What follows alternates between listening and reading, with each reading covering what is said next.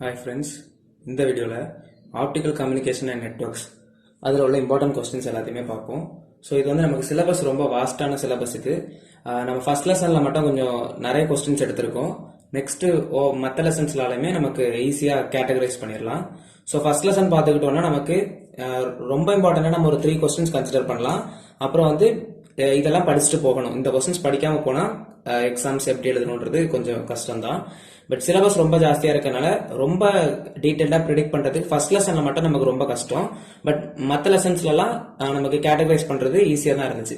So first லெசன்ல பார்த்தோம்னா first question என்னன்னா fundamental blocks of optical fibre communication system.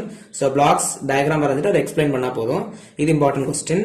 Next வந்து step index fibre, graded index fibre or single mode ஃபைபர்ஸும் கேட்கலாம். இது நமக்கு இம்பார்ட்டன்ட் கொஸ்டின்ஸ். நெக்ஸ்ட் வந்து modes in fibre optical fibre. அப்புறம் வந்து ரே தியரி டிரான்ஸ்மிஷன். இந்த ரே தியரி டிரான்ஸ்மிஷன் ரொம்ப இம்பார்ட்டன்ட். அந்த total internal reflection, incidence angles அதை பத்தி டோட்டலா நம்ம வந்து எக்ஸ்பிளைன் பண்ற மாதிரி இருக்கும். இது ரெண்டும் ரொம்ப இம்பார்ட்டன்ட்.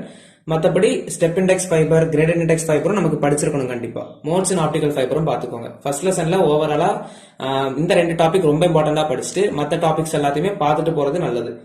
நெக்ஸ்ட் செகண்ட் லெசன்ல பாத்துட்டோம்னா நமக்கு என்னெல்லாம் இருக்குன்னா மொத்தம் வந்து நமக்கு ஸ்கேட்டரிங் லாசஸ் இல்லைன்னா டிஸ்பர்ஷன்ஸ், இந்த 2 கொஸ்டின்ல ஏதாவது ஒன்று கம்பல்சரியா படிச்சுட்டு போறது நல்லது. நிறைய படிக்கணும்னு நினைக்கிறவங்க இந்த 3 கொஸ்டின்ஸுமே படிச்சிடலாம். பட் செகண்ட் லெசன்ல ஏதாவது ஒரு டாபிக் கவர் பண்ணணும்னு நினைக்கிறவங்க அட்லீஸ்ட் ஒரு கொஸ்டினாவது இதுல இருந்து முடிச்சிருக்கணும். மோஸ்டா ஸ்கேட்டரிங் லாசஸ்ல இருந்து நமக்கு ஒன்று எக்ஸ்பெக்ட் பண்ணலாம். ஸோ ஸ்கேட்டரிங் லாசஸ் பார்த்தோன்னா அதுல லீனியர் இருக்கு, நான் லீனியர் இருக்கு. ஸ்கேட்டரிங் லாசஸ் நீங்க படிக்கும் போது இது ஃபுல்லாத்தையும் கம்பேரிட்டிவா படிச்சாதான் அந்த ஸ்கேட்டரிங் லாஸ்ன்ற டாபிக்ல இருந்து என்ன கேட்டாலும் நமக்கு எழுத முடியும். அப்ப ஸ்கேட்டரிங் லாசஸ்ல லீனியர், நான் லீனியர் இருக்கு. லீனியர்ல ரேலே, மை ஸ்கேட்டரிங். நான் லீனியர்ல ஸ்டிமுலேட்டட் பிரில்லாயன், ஸ்டிமுலேட்டட் ராமன் 2 இருக்கு. அந்த ஸ்கேட்டரிங் லாசஸ் மட்டும் படிச்சாலே ஒரு கொஸ்டின்ஸ் மோஸ்டா அட்டென்ட் பண்ற மாதிரி எக்ஸ்பெக்ட் பண்ணலாம்.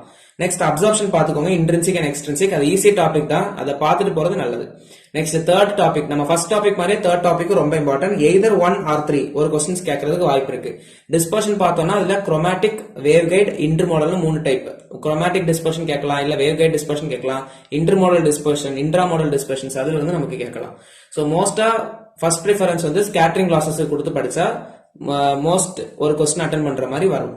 நெக்ஸ்ட் வந்து தேர்ட் லெசன் பார்ப்போம். தேர்ட் லெசன்ல பார்த்தோம்னா நமக்கு வந்து 2 கொஸ்டின் தான். Types of LEDs, types of photo diode. இது ரெண்டுத்தையும் பார்த்துட்டு போனா கண்டிப்பா அட்டென்ட் பண்ணிடலாம். இன்கேஸ் பாக்குறதுக்கு டைம் இல்லைன்னா அட்லீஸ்ட் ஒரு கொஸ்டினாவது பார்த்துட்டு போகணும். டைப்ஸ் ஆஃப் எல்இடி பாக்குறீங்கன்னா edge, surface, planar, dome 4 type இருக்கு. அது இந்த எட்ஜும் சர்ஃபேஸும் ரொம்ப important. So types of LED or types of photo diodes பார்த்துருக்கணும். போட்டோ டயோட்ல PN junction photo diode, PIN photo diode, avalanche photo diode, இந்த 3 டைப் இருக்கு. அட்லீஸ்ட் ஒரு கொஸ்டினாவது பார்த்துருக்கணும். இல்ல நிறைய படிக்கிறது முடியும்னா types of LEDs, types of photo diodes ரெண்டுத்தையுமே பார்த்துட்டு போறது நல்லது. நெக்ஸ்ட் ஃபோர்த் லெசன்ல பார்த்துட்டோம்னா டிஸ்பர்ஷன் மெக்கானிசம்ஸ், அதே மாதிரி attenuation measurement, numerical aperture measurement. அதாவது மெஷர்மெண்ட்ஸ் தான் இதுல. நியூமரிக்கல் அப்பர்ச்சர் மெஷர்மெண்ட் ரொம்ப இம்பார்ட்டன்ட். டிஸ்பர்ஷன் மெஷர்மெண்ட்ல டைம் டொமைன், ஃப்ரீக்வன்சி டொமைன் ரெண்டுத்தையுமே ஜாயின் பண்ணி கேட்கலாம், இல்ல தனித்தனியாவும் கேட்கலாம். டிஸ்பர்ஷன் மெஷர்மெண்ட்ஸ், அப்புறம் attenuation measurement, numerical aperture measurement, இது 3மே நமக்கு ஃபோர்த் லெசன்ல இம்பார்ட்டன்டா பார்க்கலாம். நெக்ஸ்ட் வந்து ஃபிஃப்த் லெசன் பொறுத்த வரைக்கும் public telecommunication network, wave guide, wavelength division multiplexed network, இது ரொம்ப இம்பார்ட்டன்ட். அப்புறம் வந்து ஆப்டிகல் ஸ்விட்சிங் நெட்வொர்க்ல ஓபன் சர்க்யூட் ஸ்விட்ச்டு நெட்வொர்க் இருக்கு, optical circuit switched network, optical packet switched network, இது ரெண்டுமே இருக்கு. ரெண்டுத்துல எது வேணுமோ கேட்கலாம், இதுவும் ரொம்ப இம்பார்ட்டன்ட். ஆப்டிகல் ஈத்தர்நெட் இருக்கு, பப்ளிக் டெலிகம்யூனிகேஷன் நெட்வொர்க் இருக்கு, இதையும் பார்த்துட்டு போகணும். சோ நம்ம இப்ப இந்த 5 யூனிட்ல பார்த்த டாபிக்ஸ் எல்லாத்துல இருந்துமே நம்ம வந்து சிலபஸ் ஓரியன்டா தான் எடுத்திருக்கோம். மோஸ்டா இந்த கொஸ்டின்ஸ் எல்லாம் கவர் பண்ணிட்டீங்கன்னா எல்லா லெசன்ல இருந்து ஒரு கொஸ்டின் அட்டென்ட் பண்ற மாதிரி இருக்கும். இதெல்லாம் டைரக்ட் கொஸ்டின்ஸாவும் கேட்கறதுக்கு சான்சஸ் நிறைய ரொம்ப ஜாஸ்தியா இருக்கு. இதுல இருந்தே தான் நமக்கு 13 மார்க்குக்கும் நம்ம எக்ஸ்பெக்ட் பண்ற மாதிரி இருக்கும்.